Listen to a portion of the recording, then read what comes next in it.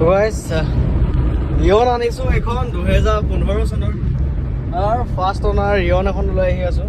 Eon বহুতে বিচাৰি আছিলে, গতিকে ইয়ন এখন নতুনকৈ ষ্টকত সোমাইছে। ফাৰ্ষ্ট অনাৰ হয় ইয়ন, হোৱাইট কালাৰৰ হয় আৰু অকণমান ৰখাই পেলাই দেখাই আছোঁ।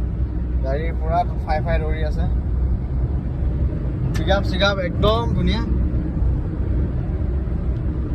AC running, AC power steering, music system এইবিলাক আছে।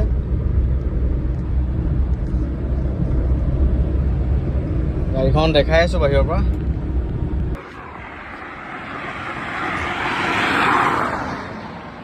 এইখন হৈছে ইয়ন, ফাৰ্ষ্ট অনাৰ হয়, 2015 চনৰ হয়। এইখন ল'ম বুলি ভাবিলে ল'ব পাৰিব, নতুনকৈ ষ্টক সোমাইছে আৰু আজি আনিছোঁ।